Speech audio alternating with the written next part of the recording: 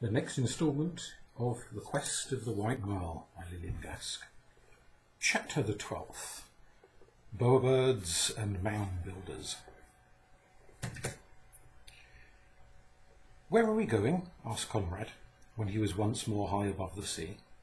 Gladheart had been making inquiries of the night wind on his own account, and had already mapped out the rest of their journey. "First to New Guinea," he said importantly. "It is the largest island in the world, except Australia, to which they say it was once joined. And it is the home of many wonderful creatures. There we shall visit the gardener bird, whose bower has made him justly famous. The natives call him the master bird, because they say he can imitate the cry of every bird there is. He will surely be able to tell us if there is a white merle in the regions that he inhabits." The rugged mountains of New Guinea soon loomed before them, and Conrad soared above the dark forests, where he knew there were birds of paradise as beautiful as any he had yet seen. But it was not for these that he had come, and he did not pause until high on the ledge of a great cliff he caught sight of a tiny cluster of forget-me-nots, by the side of a trickling stream. Just beyond it, starring a grassy slope, were buttercups and daisies, the familiar flowers of his own land. The sight of them made him long for England. Then he was blinking away the mist that turned the forget-me-nots into a blur of blue, when Gladheart chirped with excitement. "What is it?" asked Conrad, absently wishing for once that he were alone. "Look!" cried the robin loudly, and Conrad turned his head. In the midst of a lovely little garden was a small hut built round a slender tree, about 3 feet high, which formed its central pillar, and was its chief support. The garden was covered with fresh green moss, evidently brought from some distance, and single blossoms of bright-hued flowers were laid on this in a flowing pattern. There were curious fruits and fungi too, and the empty shell cases of mottled beetles. Most of these were grouped round the entrance to the little arbour, and as Conrad stared at them, a small brown bird peeped out. "Don't touch, please," she commanded, fixing her very bright eyes on Conrad's face. "My good mate, Coburn, will be angry if when he returns he finds his work disturbed. He's gone to seek me a gift. Hark! I hear the beat of his wings." Conrad drew back respectfully as Coburn alighted. He carried a glowing crimson berry, which he laid at his wife's feet with tender devotion, before perching himself on top of his arbour. Here he rapidly mimicked the screeching of the cockatoos and lories, ending with a plaintive note of the little ground thrush, and an echo of the work, work, work that had haunted the Aru forests. His orange crest seemed to have caught fire from the sun, and Conrad thought him a bird bewitched. It was quite a relief when he had finished, and twittered pleasantly in ordinary tones. "My wife will show you our bower," he said, "for that, I presume, is what you have come to see. It is most beautiful, I own, but still not half so fine as I should like to make it." And anxious not to seem too proud of his own handiwork, he busied himself by removing some faded blossoms to the back of the hut, keeping always within earshot and putting in his word from time to time. Mrs. Coburn was very fond of her dainty bower, and pointed out its beauties proudly. Pliant orchid stems, chosen perhaps because their leaves kept green for a long time, sloped upward from the ground to the top of the little tree in the centre, the trunk of which was scarcely thicker than a baby's wrist. More stems of orchids and smooth green twigs were twined and interlaced with these, until they formed a strong, snug roof, which the heaviest rains could not beat through. A little hole had been left for an entrance, and when Conrad peeped through this, he could see the high cone of a fresh green moss round the base of the dwarf tree. Between the cone of moss and the outer wall was a gallery nearly 3 feet wide. "Our baby's playground," said Mrs. Coburn, and Conrad nearly inquired what had happened to them when she laid her eggs. Fearful of offending her, however, he did not put into words the questions his eyes were asking. Coburn guessed what was passing through his mind. "I see you are well brought up," he said. "Even savages should know better than to demand a confidence is not freely given. We do not care to talk of our private affairs to strangers, friendly though they may be." "It's about the White Merle that I came to see you," said Conrad quickly, anxious lest he would not be allowed to ask any questions at all. The gardener bird put his head on one side and whistled softly. He did not care to say that he knew no more of a White Merle than he did of the man in the moon. To change the subject, he began to talk very quickly about his cousins, the famous bowerbirds of Australia. "Australia's a grand country," he remarked. "This island is often counted as part of it. I shouldn't recommend you to go on there at present, for the Australian climate is very different from that of these islands, and a great part of the land is in the grip of winter. In spite of this, however, many of my kindred make it their own. We are said by some to belong to the same family as the bird's paradise, and certainly our eggs—" He dropped his voice and looked round carefully to make sure that his little wife was not near enough to hear him. "Our eggs are tinted with the same reddish brown. Come and sit at the shade and I'll tell you all about us. Of course you've heard of the satin bowerbirds," he commenced, as Conrad gladly obeyed him. "He's glossy black and she's a pretty green. They make an handsome couple. They build their bowers under cedar trees for preference and decorate them with shells and leaves and the brightest feathers that they can find. Not content with these, the male bird collects the bones of various animals that have been bleached by the sun until they are glistening white and scatters them in front of the entrance. He's so very fond of pretty things that sometimes he even goes so far as to steal the natives' ornaments. They're untidy creatures, the natives I mean, and are always leaving their things about. The spotted bowerbirds, who dig a round trench in which they plant long sticks that slant together at their tips, so making an arched bower, are near relations too. They line their arbours with tall grasses, kept in place by smooth white stones. Some of these arbours are very large, and many birds play there, helping with tasteful gifts to make them beautiful. The regent bird, the bowerbird too, is quite an artist, and so is a first cousin of mine who lives on this very island. His favourite colour is black, so in order to make his own lovely enough with his mate, he collects black sticks and black beans and the filmy black wings of beetles. He places these opposite his bower, which he carpets with delicate moss, as we do ours."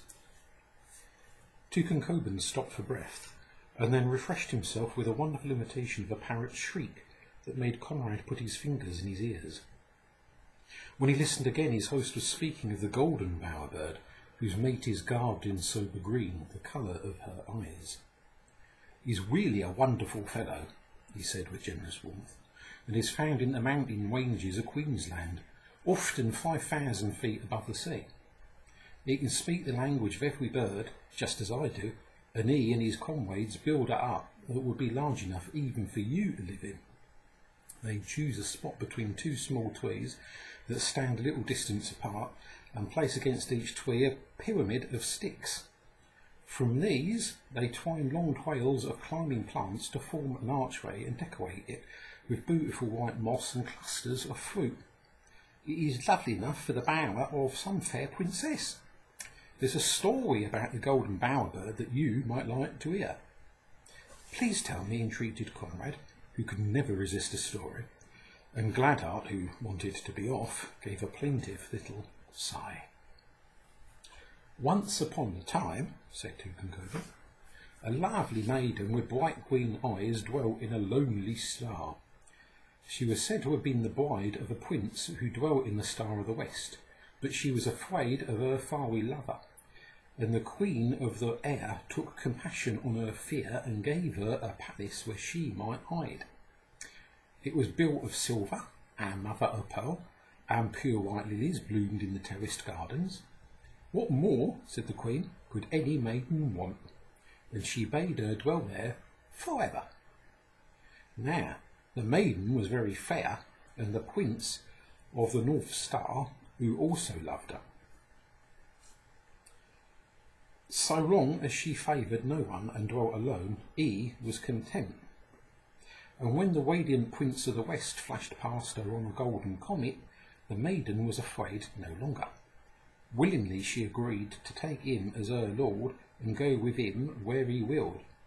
The rejected lover carried the news to the Queen of the Air, who changed the Prince of the West into a golden bird, and the maiden into a green one.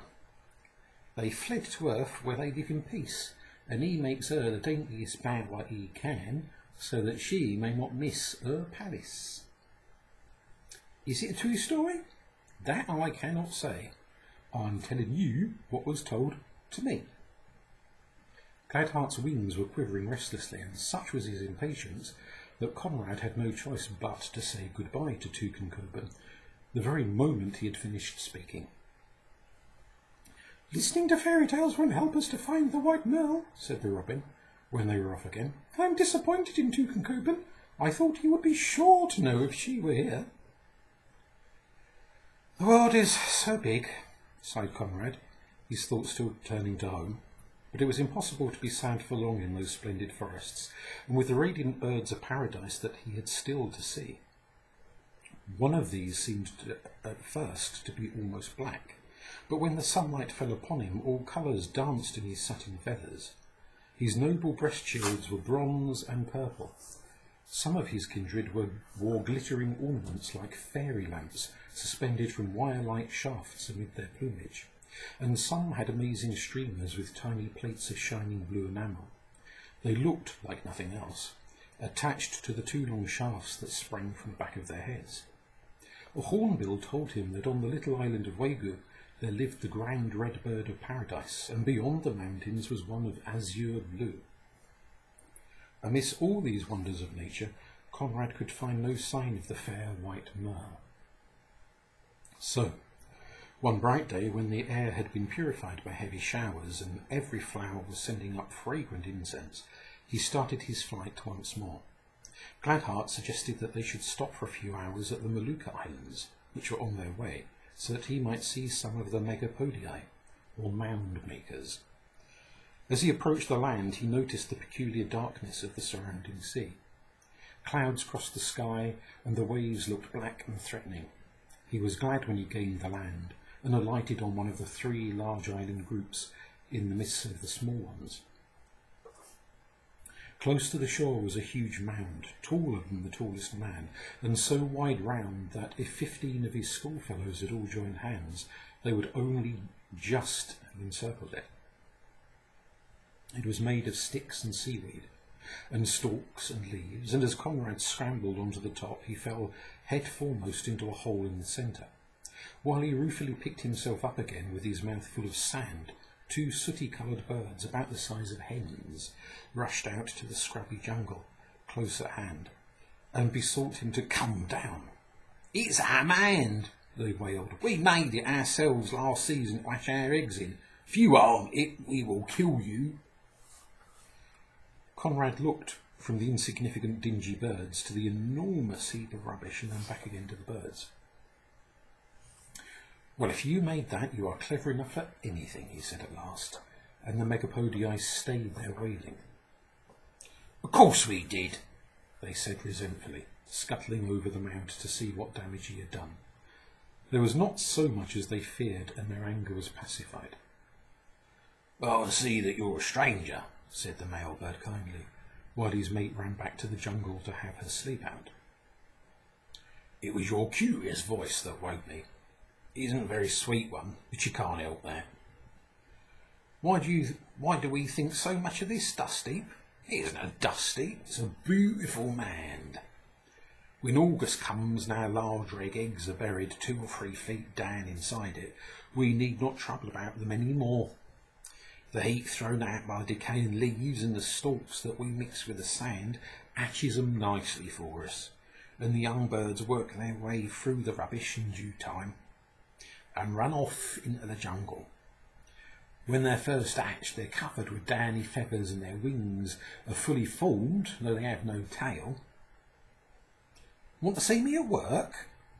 Well, I don't mind obliging you, for once. But it's a very hot day, remember? He took a little run backwards, scraping up a bundle of rubbish with the stout claws of one of his very strong feet, and threw it some distance behind him. This manoeuvre he repeated several times with great rapidity, and very soon a miniature mound began to form itself. The Megapodia shook the sand off his toes and prepared to follow his mate. "I consider that we are by far the most intelligent of our species," he said. "There are some handsome cousins of ours who live on this island and nowhere else, who are perfect babies about their eggs.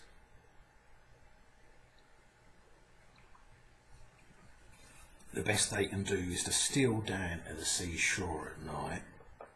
They sleep in the daytime, as we do when we are not disturbed, and bury their eggs in a deep hole they burrow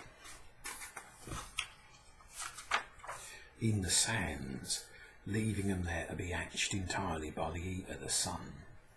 Such a silly way of setting about things. Serves them right when the natives dig up those eggs and eat them." With a little encouragement, he was induced to give further particulars about the interesting family to which he belonged. "It is peculiar to Australia and the surrounding islands," he said, "and none of its members waste time by sitting on eggs.